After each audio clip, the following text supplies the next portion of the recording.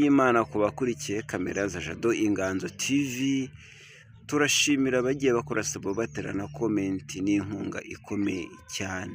Tutabatindiye rero twagaruye wa mubyeyi mwakunze umaze igihe ataboneka, yari ahugiye muri byinshi, ariko twongeye kumutumira kugira ngo atugezeho ijambo ry'Imana, tuganire ku ijambo ry'Imana, twunguke byinshi kandi twige byinshi. Tugwaye ikaze rero kuri kamera za Jado Inganzo TV. Murakoze cyane, nejejwe cyane no kongera kubana namwe muri iki kiganiro dusangiramo ijambo ry'Imana. Namaze iminsi ntaboneka nk'uko babivuze, nagiye indwara ngira n'iyindi mirimo myinshi sinaboneka, ariko Imana ishimwe ko yongeye kongirira ubuntu bwo kubana namwe. Reka dusenge twiragize Imana, hanyuma tuganire ku ijambo ry'Imana. Turagushimiye bana data wa twese uri mu ijoro, mu izina rya Kristo Yesu tunejejwe nawe, tunejejwe n'urukundo dukunda, wimanye ubugingo bwacu, wimana n'umubiri, izina ryawe nirihimbazwe. Tugize umugisha ukomeye rero wo kongera kuba imbere yawe, tuganira ku ijambo ryawe, tuganira ku byanditswe byera. Dusenze cyane tukwinginga ngo uzudushyigikire, uzutugaragire mwami. Tutagufite ntacyo twageraho, tutagufite ntacyo twashobora. Dusabye imbaraga zawe z'umwuka wera ngo zize zituyobore, kandi unyemere abantu bose bazategera amatwi iri jambo rizagira icyo rihindura mu mitima yabo, rizabakomeze mu rugendo rujya mu ijuru, kandi abatari bakumenya Kristo uzabahe kukumenya. Turagushimiye aho utangirana natwe no gusoza kuze kuba kwawe, dusabye twizeye mu izina rya Kristo Yesu, amen. Imana ishimwe cyane. Reka tudatinze tuganire ku ijambo ry'Imana. Tugiye gusoma mu gitabo cyo Kuva, igitabo cya kabiri cya Mose, cyitwa Kuva, ibice byaho ni 2, umurongo waho ni wa 23. Igitabo cyitwa Kuva, ibice byaho ni 2, turasoma n'umurongo wa 23. Umutwe w'ijambo uravuze ngo Abisiraheli batakira Imana irabumva. Kasubiremo, Abisiraheli batakira Imana irabumva. 23 aravuze ngo hashize iminsi myinshi umwami wa Egiputa aratanga, Abisiraheli banihishwa n'uburetwa babakoreshaga, barataka. Gutaka batakishwa n'uburetwa kurazamuka kugera ku Mana. Imana yumva umuniho wabo, yibuka isezerano ryayo. Munyemerere iri jambo nongere ndisubiremo. Aravuze ngo hashize iminsi myinshi umwami wa Egiputa aratanga. Uyu mwami ni wari uzi ubwoko bw'Abisiraheli uko baje mu gihugu cya Egiputa. Abisiraheli banihishwa n'uburetwa babakoreshaga, barataka. Gutaka batakishwa n'uburetwa kurazamuka kugera ku Mana. Imana yumva umuniho wabo, yibuka isezerano ryayo yasezeranye na Aburahamu na Isaka na Yakobo. Imana ireba Abisiraheli, imenya uko bameze. Imana yacu ishimwe kandi Imana ihabwa icyubahiro. Hari irindi jambo tuza gusoma, ariko reka tubanze tuganire kuri iri ngiri ho gatoya, n'irindi turaza kurigeraho ntacyo bitwaye. Imana ishimwe. Haciyeho igihe kinini ndumva duherukana nko mu kwezi kwa 3, ariko Imana ishimwe ko tugarutse tukiri bazima. Imana yacu nihimbazwe, kandi ndumva hari abantu benshi bagiye batuvugisha batubwira bati ibyigisho byanyu biratwubaka, biradufasha. Niyo mpamvu natwe twongeye kwifuza kuganira namwe cyane, ko iri jambo riratwungura namwe rikabungura. Ijambo ry'Imana ni umuti ukomeye, niryo jambo nabonye rikomeye. Abantu bagenda badusezeranya byinshi, bakatubwira amagambo menshi, ariko birashira bikarangira, ariko ijambo ry'Imana rikomeza umuntu no mu makuba arenze. amakuba arenze hahandi wumva utagira gihumuriza namba, hahandi umuntu ugukunda ataguhumuriza ngo wumve hari ikintu bikumariye, ariko Kristo iyo akubwiye ngo humura urakomera, amarira arashira, agahinda karashira, iyo Imana iguhumurije uhita ukomera, kuko ni ijambo rivuzwe n'Imana, ni ijambo Imana ibivuze, yakuremye, Imana ikomeye, Imana iri hejuru y'ibintu byose, Imana izi ibyakugirira umumaro, Imana ihimbazwe. Ijambo ry'Imana rero ni ryiza, ndarikunda cyane, namwe ndaribakundishije mu izina rya Yesu. Dusomye inkuru z'Abisiraheli, dusomye mu gitabo cya kabiri cya Mose cyitwa Kuva, ibice byaho ni 2, dusomye ku murongo wa 23, avuze ngo hashize iminsi myinshi, hashize igihe kinini, ngo umwami wa Egiputa aratanga, ngo umwami amajije gutanga, ngo Abisiraheli banihishwa, cyangwa se banihishwa bataka, banihishwa n'uburetwa abanyegiputa bagiraga gute, babakoreshaga.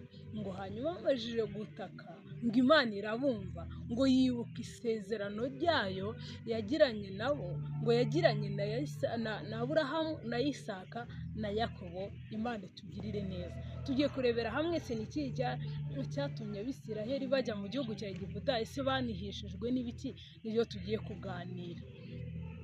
Abisiraheli, izi nkuru zirazwi cyane n'abantu badakunda gusoma Bibiliya barazizi, kuko ni inkuru zagiye zivugwa cyane. Igihe kimwe Aburahamu yagiye gutamba ibitambo, ngo agiye gutamba igitambo aragitamba agishyira aho ngaho, ategereza ko Imana iri bushime. Mu buryo batambagamo bageraga Imana ikabereka ko igitambo cyabo cyagize gute, cyishimiwe, yahamanura umuriro ukaza ukagitwika, yabona umwotsi uzamutse ugororotse ukagera hejuru. Yego, noneho Aburahamu ngo ategereza ko icyo kimenyetso kiri bumwemerere ko igitambo cye cyemewe kiboneka, arategereza, araheba, ategereza Imana, ngo agera ku kirengarenga, ngo bivuga ngo yenda yarageze muri cya gihe cya saha ya 9:30, saa 10, igihe izuba ritangiye kugenda rigabanyuka, noneho ngo umunaniro uramwica, arasinzira, kandi kondisiyo yari afite ntiyari yemerewe gusinzira ari ku gitambo, yari yemewe kurangara, nta kintu n'iki na kimwe yari yemerewe kereka gutumbira mu ijuru, agategereza ko bemera icyo gitambo cye. Noneho ngo intege nke ziramufata, arasinzira, amajije gusinzira, hanyuma ngo inkongoro ziraza zitangira kurya bya bitambo, zitangira kugihumanya, daboro birumvikana, zitangira kugenda zikoraho zisigaho umwanda wazo. Hanyuma ngo Imana iramubwira ngo Aburahamu, kubera ko wasinziriye, ko warangaye, abazagukomoka, abana bawe bazaba abanyagano, bazaba basuhuke hehe, mu kindi gihugu. Nuko Abisiraheli rero baje kwisanga muri iyo kondisiyo. Sindi bujya mu bintu byinshi ngo njye mu rutonde rw'uko bagiye bazana, kuko haciyeho igihe kinini, ariko muzi ko Abisiraheli intandaro yo kugira ngo bajyeyo ni aho hantu Imana yabibwiriye Aburahamu, kandi nanone bagiyeyo bajyanyweyo na Yozefu. Yozefu yari umwana wa Yakobo, aza kugurishwa na bene se, bamugurisha mu gihugu cya Egiputa, bamugejejeyo kubera ko yari ari mu mwuka w'Imana. Nagiye ncagagura cyane, ntago ndi gushaka kwinjira muri izo nkuru cyane, ukuntu yagendaga arota inzozi, yazirotorera bene se ntibanyurwe, bakamugirira ishyari n'iki n'iki, hanyuma baza kumugurisha, batereka tumugurishe tuzarebe za nzozi ze zizagira gute, zizasohorera cyangwa aho zizaherera.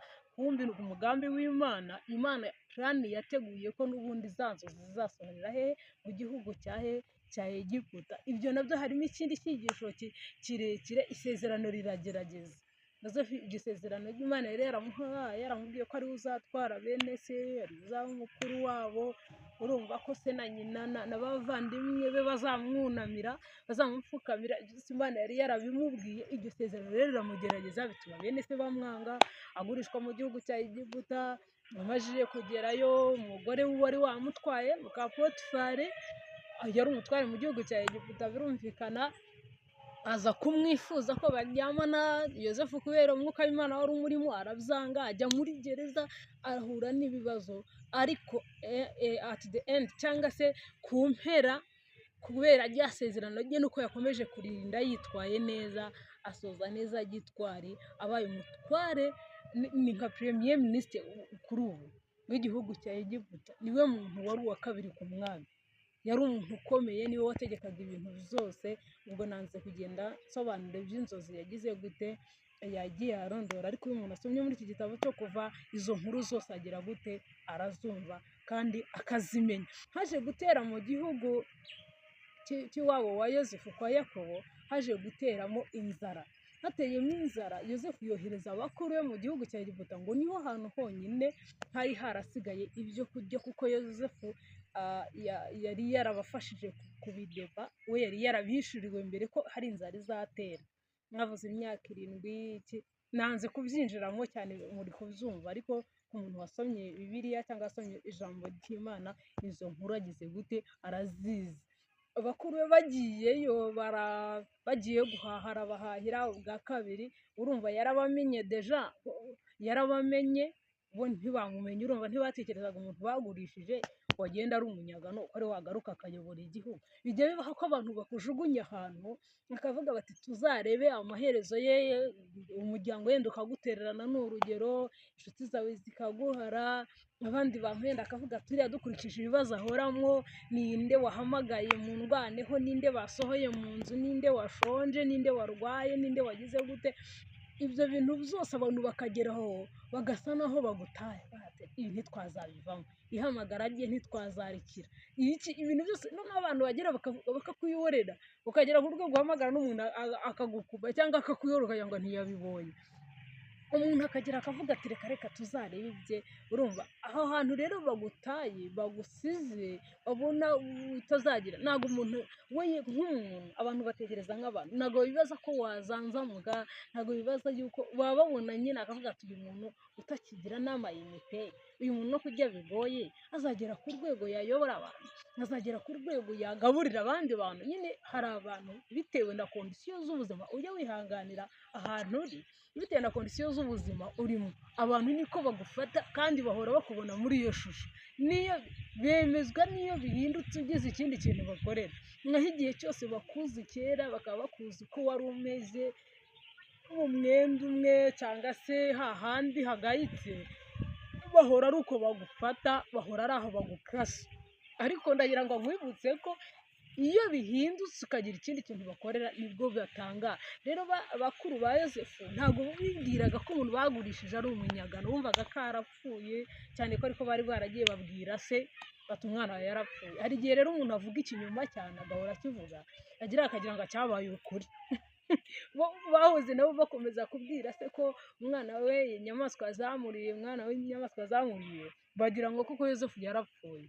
Nabo bari barisetinze mu mitwe yabo yuko Yozefu yapfuye, ariko Yozefu yari ariho kuko yajyanywe n'umugambi w'Imana. Yozefu rero we ngo yarabamenye, bo ntibamumenya, aza gushaka uburyo abibwira. Nanze muri detaye z'uko yafashe isaho ya Benjamin akabikamo impunguro ye, ibyo byose nanze kubyinjiramo, ariko nyuma yaje kubibwira, arabibwira, abasobanurira uwo ari we, bamubwira ko se akiriho, baramutuma ngayo ngo kuko Abisiraheli bisanze mu gihugu cya Egiputa. Ndagira ngo mbibutse ko bakigerayo bari bafashwe neza, bakigerayo bari bafashwe neza, baguwe neza. Yozefu yari agihariye abavuganira, cyane ko ngo babahaye ahantu hari uburumbuke, borora amatungo yabo yisanzuye, bahinga bakeza, babashakiye agace kabo konyine kihariye, kuko Yozefu yari igikomangoma cyangwa yari umuntu wubashywe muri icyo gihugu. Yagize gute, yabisabye umwami wa Egiputa, Farawo arabimwemerera, yamusabye ahantu bene wabo bazaza bagatura, arabimwemerera. Arahabaye, baragenda barabyaye, barororoka, baragwira, baberayo benshi. Babayeyo benshi rero, ngo ngiye kugera kuri rya jambo twagize gute, twasomye ngo hashize ya minsi myinshi, nivuga imyaka 400, bashize iyo minsi myinshi, ngo wa mwami aza gupfa, na Yozefu acaho arapfa. Ubwo na bene nyina bose ba Yozefu birumvikana, Yozefu niba ari we mutoya, bakuru bari baragiye imbere, ise yari yaragiye imbere. Abo bantu rero batatse bari abuzukuru babo n'abuzukuruza, ni abantu bagiye babakomokaho, ntabwo ari bo nyirizina, kuko abandi bari batakiri, hari haciyeho imyaka myinshi. Noneho ngo bo barabatoteje, urumva bari ubwoko butari ubwabo, abandi bakajya bavuga bati kugira ngo baze ari batura ahantu heza, abandi bagire gute ngo babakoresha uburetwa. Abisirayeli uburetwa burabarya ngo babicisha inzara, babahaga utuntu duke, impungure, abandi ngo bagatungwa n'udutungurusumu n'amadegede, baryaga nabi pile, ibintu bikabije ubona bidakwiriye gutunga abantu. Ngo bageze ku rwego abagabo bafataga abagore babo bakabonka kubera inyota, kubera inzara, bakumva amashereka y'abagore babo. Abagore bose bo bafashe iki? Bafashe iki? Umva bari bageze kuri etape iteye ubwoba, iteye ubwoba. Noneho bafata umwanzuro, urumva uko byagenda kose bari baragiye bamenya amakuru y'Imana yabo. Abisirayeli bari bafite amasezerano akomeye, Imana yari yarababwiye ngo muri ubwoko bwanjye, bari ubwoko bw'Imana, bitirira ubwoko bw'Imana. Ndagira ngo ngwibutse kuba uri umukristo, kuba ukorera Imana neza, kuba ushimwa n'Imana n'abantu, ntibivuze ko utageragezwa, urageragezwa rwose na cyane, ndetse kuko uba ukwiriye kugeragezwa kugira ngo hashungurwe kugira gute kwizera kwawe cyangwa ubukristo bwawe bugaragare nko kuriya Imana yemeye ko Yobu ageragezwa. Icyakora dushimira Imana ko ijya yimana ubugingo, turageragezwa ariko Imana yimana ubugingo. Imana ishimwe kandi Imana ihimbaza. Hanyuma abo bene se barabiye batangiye kubagerageza cyangwa bakoresheje uburetwa, babumbaga amatafari, bibutse ko bari abantu bari banazi no gukora, bari bazi gukora cyane rwose. Nk'abantu bagiye biga amayisitori, bagiye buba igihugu cya Egiputa cyari cyubatse cyane, abantu bari bafite inyubako zikaze zirenze, zari zarubatswe n'Abisirayeli kuko bari abanyabwenge. Imana yari yarabahaye ubwenge bwinshi, Imana yari yarabigaruriye, nubwo bagiye aho hehe mu bigeragezo. Mvuze nti nubwo ushobora kuba wubaha Imana cyangwa uri ubwoko bw'Imana, byakubuza kugeragezwa. Imana yarabaretse barageragezwa, ariko bari bafite amasezerano. Imana yari yarababwiye ngo muzaba umutwe ntimuzaba umurizo, muzonka amashereka y'amahanga. Kandi koko ubu ngubu usanga ubukerarugendo burenze cyane ari ubwa Abisirayeli. Uzasanga abantu benshi bahirimbana, tuzagiye i Yerusalemu, uzumva amatangazo acaho abantu batanga amatike bajyayo, bakajya gusura imva ya Yesu, bakajya gusura ya misozi, bakajya kureba inyanja, nyine ibintu nk'ibyo ngibyo mujya mubisoma namwe muri Bibiliya. Hanyuma noneho ngo bageza ku rwego uburetwa bubariye, bihebye, biga gusenga, barasenga, batakira Imana. Ngo batakira Imana, reka banze mvuge kuri iki kintu cy'umuniho. Umuniho ni umubabaro urenze, sinzi urwego nshobora kubivuga, powerful, simbizi na kuko nshobora kubivuga. Ni umubabaro urenze cyane, uri ku rwego rwo hejuru y'umuntu yageze kuri etape cyangwa ku kigero cyo kuniha. Barabanjije bararira bati Imana batwemereye ibi n'ibi, batubwiye ko tuzaba umutwe, batubwiye ibiki, bavuga ya masezerano yose, cyane ko burya Abisirayeli bo n'iyo umwana bakimutwite akiri mutoya batangira kujya bamubwira ibintu Imana yagize gute uvuzeho,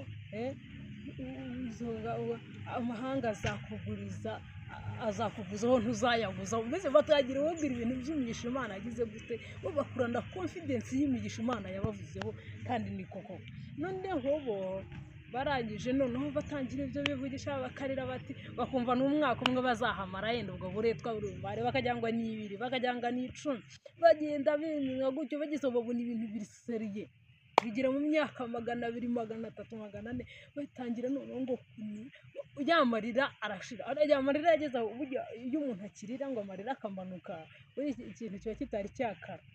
Kugira ngo nkwibutse ko iyo ikigeragezo kimajije kukurenga cyangwa iyo umubabaro wakurenze, amarira urayabura, usigara witsa imitima gusa. Icyo gihe umubabaro uba wakurenze. Igihe kibasha kuhamagara umuntu runaka, byagenze gutya mu rugo rwanjye, byifashe gutya, harimo intambara, abana bararwa, burya ibigeragezo bitari byakara ikibasha kubivuga. Ikigeragezo gikaze cyakurenze nta muntu ubwira, usigara uniha no gusenga, nta gusenga uvuga nkuko ndi kuvuga, no kubera mu mutima.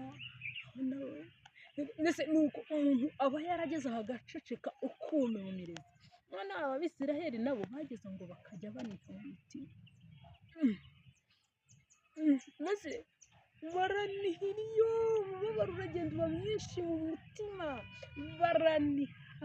baraniha umubabaro urabica. ubwo urumva umugore niba yaranihaga avuga ati Imana ageze ku rwego nonsa umwana nkonsa n'umugabo.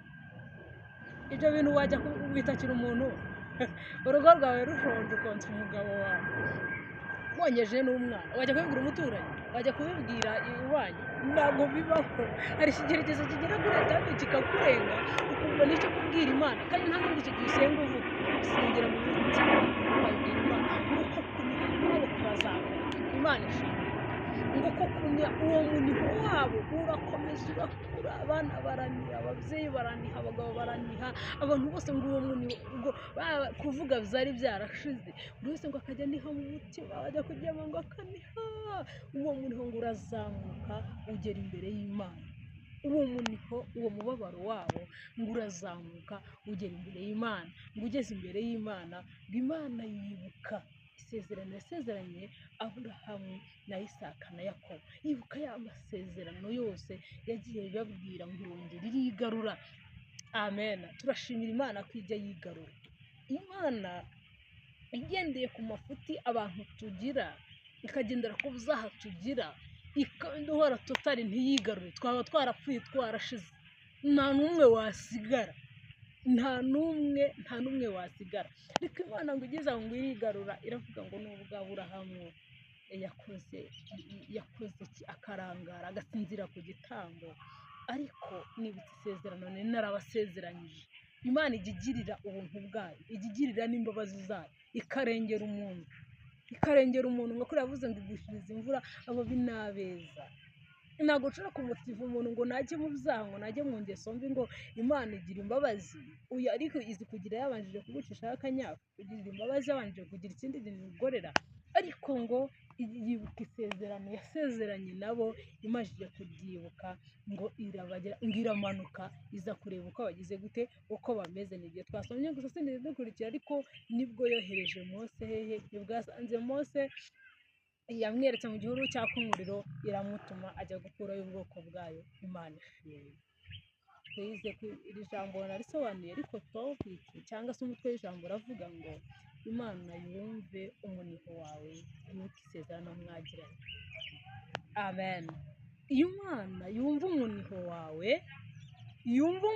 wawe, ndavugana n'umuntu ugeze kuri etape yo kuniha, abona nta wundi muntu akibwira. Niba ugitekereza ko wamubwira bigakunda, banza umubwire, kuko Yesu ntajya aza, Imana ntigiza ikibona gifite izindi nzira iri bunyureho, ntibishoboka. Irakureka ukabanza ukazicamo, iguha liberite totali. Kereka umuntu wemeye akayibwira ngo ndumva ari wowe nkeneye kuntabara, ndumva nta handi hantu ntanze amaso kereka wowe. Imana ivugana n'umuntu yihanze amaso gusa, ariko iyo ukibona hari ukundi kuntu wabigenza, watanga ruswa bigakunda, irakureka ukigendera. Yibona hari izindi nzira zawe zose ushobora gukora, irakwihorera. Ariko iyo uyibwiye ngo ndayamanitse, iki kintu ni wowe ngihaye, nta wundi muntu nabwira, nta bavandimwe nabwira, nta babyeyi nakitabaza, nta nshuti habe. Imana ni bwiza. Irangije Imana ibakorera akantu keza, irabatabara, hanyuma Imana yumve umuniho wawe. Amen. Imana yumva umuniho wawe mama, Imana yumva umuniho wawe. Niba ugeze kuri etape yo kuniha, niba ishaka imaze imyaka 38 nk'iya wa murwayi wari uri Betesayida ku kidendezi, nishaka abari 12 nk'iya wa mubyeyi, nishaka abari yindi narenganiye, nishaka ibirimo hagati ari 20-25, Imana yongere irebe, yumva umuniho wawe, ireba ayo marira yawe urarurira, ireba ko gahinda ufite, yumva uwo muniho wawe, yongere yibuke, yongere kugirira imbabazi, yongere yibuke isezerano mwagize gute, mwagiranye, yongere yibuke ugikizwa uko wasengaga, yongere yibuke imirimo yawe, yongere yibuke kwitanga kwawe. Imana yongere yibuke, Imana yumve umuniho wawe, igire ikintu kwibukiraho. Ugiye gusenga Imana kandi ntabwo turi butinde, ariko Imana nigufashe, kuko abantu baragutaye. Nibyo, abantu ntibagikeneye no kubumva n'inkuru zawe, ntibagikeneye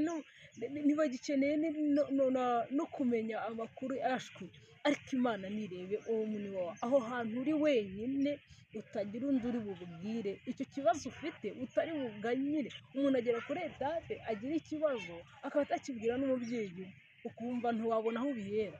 Umuntu agera kuri etape agira ikibazo akumva n'uwo bashakanye ntiyakimubwira, ariko Yesu ari hejuru ya byose. Imana iri hejuru ya byose, iri tayari, iri hafi yawe, niyo yemereye kumva ibyo byose. Ongera uyinihire, ongera uyitakire, niha kuri etape yo kunira ubwira Imana. Abantu barababwiye ntibagira icyo bakumarira, imiryango yaritaje ntiyagira icyo ikumarira, abantu bose wabasabye sapoti ntibyakunda, ariko noneho nihira Imana, nihira Imana, kuko Imana ishimwe ko idahinduka. Abantu turahinduka ariko ntabwo ihinduka. Imana ihora ari Imana, Imana ishobora byose, Imana iri hejuru y'ibintu byose, Imana iracyagukunda. Wowe yigarukire, wowe yongere uyegere, ongera uyinihire, uyibutse, uyibwire yuko uberewe no kuba umwana wayo, uyibwire ko ubere no kuba mu nzu yayo, uyibwire ko ukeneye kurengerwa nayo. Imana itugirire neza. Hari irindi jambo naryo ryamfashije riri mu butumwa bwiza bwa Yesu Kristo bwanditswe na Luka, ibice byaho ni 10, umurongo waho ni uwa 46. Reka naryo turisome hanyuma turisengeremo ntacyo bitwaye. Yesu akiza impumyi yitwa Barutimayo. Nuko bagera i Yeriko, akiva i Yeriko n'abigishwa be n'abantu benshi, asanga reka dusubiremo. Nuko bagera i Yeriko, akiva i Yeriko n'abigishwa be n'abantu benshi, asanga umwana wa Timayo witwaga Barutimayo, umusezi cyangwa se umusabirizi, umusezi w'impumyi, yicaye iruhande rw'inzira. Yumvise ko Yesu w'i Nazareti ari uje, ahera karataka cyane ati, Yesu mwene Dawidi mbabarira. 48 avuze ngo abantu benshi baramucyaha ngo ahore, ariko arushaho gutaka ati, mwene Dawidi mbabarira. Abantu benshi baramucyaha bati, ceceka turakumenyereye, n'ubundi uhora usabiriza, turaje tugwereka tubanze twimvira umwami. Ariko arushaho gutaka, aravuga ati, mwene Dawidi mbabarira. Yesu arahagarara arababwira ati, nimumuhamagare. Imana ishimwe ko niyo abantu bagucyaha ngo uhore, niyo abantu bagusubiza inyuma, niyo abantu babona ntacyo kimariye sosiyete, niyo abantu babona batakikwizeye, ariko Yesu we araguhamagara akakubwira ngo njye ndabona uriho umumaro. Arashobora kubona wowe utakiriho umumaro, ariko Imana ikavuga ngo ndabona ukiriho umumaro. Abantu bashobora kuguta, abantu bakakwanga, abantu bakakuvuga uko bishakiye, ariko Yesu akaguhamagara ati, ngwino. Haleluya! Imana ikabona wowe uracyari umumaro. Hari abo wakomeza, hari abo wakigisha, hari abo wafasha. Imana ikabona uri umumaro. Turashimira Yesu wacunguye abantu bose, nawe warobanuye. Turashimira Kristo udukunda. Imana ihimbazwe. Arangije ngo Yesu arahagarara arababwira ati, mumuhamagare. Bahamagara impumyi, barayibwira bati, humura. Abantu bamucyahaga, babandi bamubwiraga nabi, babandi bamuvumaga bati, uhora usabiriza, wowe turakuzura impumyi, nta kintu uzamara, nta mugore uzashaka, nta mugabo uzashaka, nta kazi uzabona, nta kintu uzamarira sosiyete, ntacyo uzamarira itorero, ntacyo uzamarira mbese abantu bose bakagushyira aho ngaho, ntacyo uzamarira umuryango. Ariko batangira kumubwira ati, noneho humura. Amen. Humura, haguruka. Araguhamagara ati, nayo ita umwenda wayo irabaduka, yegera Yesu. Yakoze akantu keza, yari yambaye umwambaro usa nabi wo gusabiriza, w'ubwihebe, w'agahinda, w'amaganya, w'umubabaro. Mbese ibyo bintu byose byari byaramuteraniyeho n'amagambo yose bari baramuvuze. Arangije ariko nayo ngo uwo mwenda ihita ibuta, iravuga ngo pfa kuba mpuye na Yesu. Haleluya! Ati, pfa kuba mpuye na Yesu. Arangije agira gute? Ibyo byose ngo arabyiyamura, yegera nde? Yegera Yesu. Arangije ngo Yesu arayibaza ati, urashaka ko nkugirira nte? Iyo mpumyi iramusubiza iti, mwigisha, ndashaka guhumuka. Yesu arayibwira ati, gendere, kwizera kwawe kugize gute? Kuragukijije. Mu mwanya arahumuka, amukurikira mu nzira. Imana ishimwe. Iri jambo ndizaniye iki? Abantu nibaguca intege bakakubwira bati, nta kintu uzamara, cyangwa se rekera we byararangiye, siporo n'abantu bagera ku rwego bakubwira bati byararangiye wowe rwose reka nta kintu ntibyakunda ntabwo byakunda cyangwa akavuga ati reba upagani rw'indi ntabwo yazongera kugaruka. Yesu waraguhamagara, Yesu agira gute, Yesu waracyaguhamagara wowe mutakiri, mwinginge, titiriza Imana, yinihire, yiganyire, yibwira ibiri mu mutima wawe byose. Imana wowe irakumva, nubwo abantu batakumva, Imana nimara kukumva bazakubwira ngo humura, bazakubwira ati twaragusengeye, niko Theo yaririmbye, twagufashije gusenga, twagize gute. Iyo abantu babonye hari icyiza kikujeho baragaruka, humura, wowe wegereye Yesu gusa, niba utagendera kuri zo. Imana niduhana umugisha, Imana nibumvire, nimve kuniha kwanyu, nibuke isezerano ryanyu bene data. Reka dufatanye gusenga, iri jambo ridufashe, rimfashe namwe ribafashe, ritwubake, riturusheho gutuma twegerana n'Imana muri byose. Bakoze cyane, reka dusenga Imana. Mana data wa twese uri mu ijuru, mu izina rya Kristo Yesu, tugushimiye ko uganiriye natwe ijambo ryiza ry'ihumure, ijambo ridusubizamo ibyiringiro byo kujya wumva kuniha k'umuntu kandi ukamuha ihumure, kandi ngo warangiza ukibuka n'isezerano rye. Imana nihimbazwe. Mu izina rya Yesu Kristo turagusenze tukwinginga ngo komeza kudufasha. Nsabiye bene data bari kuniha, bafite umubabaro, babuze abo babwira, kugira ngo aba bantu bumve gusenga kwabo, umve kuniha kwabo, ubatabare, wibuke ijambo wabavuzeho, wibuke icyo wabaremeye, ubagirire neza, ubatabare Mwami Yesu. Iri jambo rikomeze kubaka benshi, rihindure benshi, kandi dusabye umugisha no kugira ngo ukomeze kuyifasha no kuyihagararaho muri byose. Dusabye Imana twizeye mu izina rya Yesu Kristo, amen.